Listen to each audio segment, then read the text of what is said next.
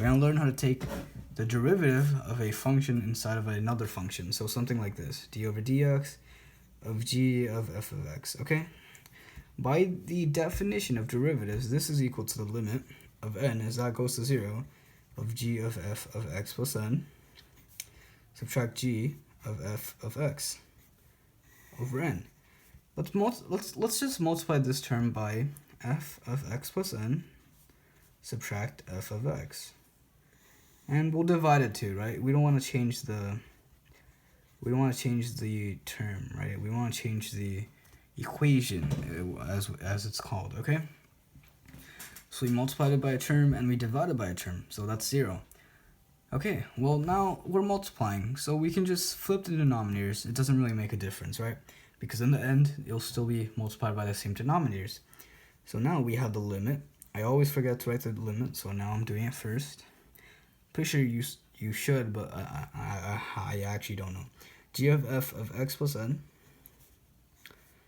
subtracted by g of f of x divided by f of x plus n, subtract f of x, multiplied by f of x plus n, subtract f of x, divided by n. Okay, so this is the exact same as this, right? And if we look at this part right here, something interesting happens. This part is literally just the derivative in respect to x of f of x. Okay, now what is this part? Well, it's still a very complicated looking fraction, so let's reduce it. We're going to do something that I like to call a v substitution.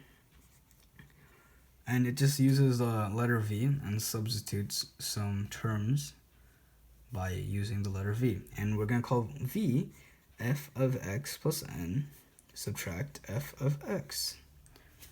Interesting. Okay. I gotta stop saying interesting. I don't know why I'm saying it so much, but it's not really that interesting. It's kind of interesting. So now we have this part, g of f of x plus n, subtract g of f of x, divided by v, multiplied by the derivative in respect to x of f of x. Let's not worry too much about this part, okay?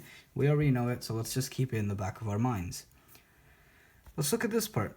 G of f of x plus n. Well, what does this part look like? Well, v is equal to f of x plus n subtracted by this term.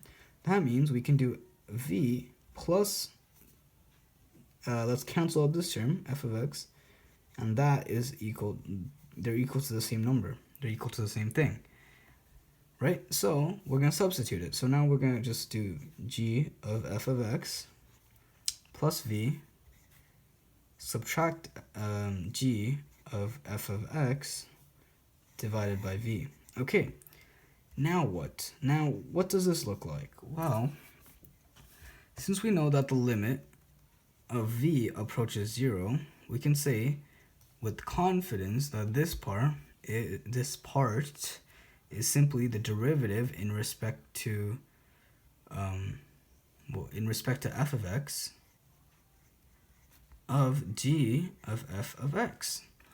Why is it in respect to f of x? Well, because this term right here is not an x. Instead, it's an f of x. See? In both terms, they're both f of x, and this is a very not good looking g, okay? So we came out with our answer. So the derivative, we can say, therefore, d over dx of g of f of x is equal to, what is it equal to? D in derivative in respect to f of x of g of f of x multiplied by derivative in respect to x of f of x.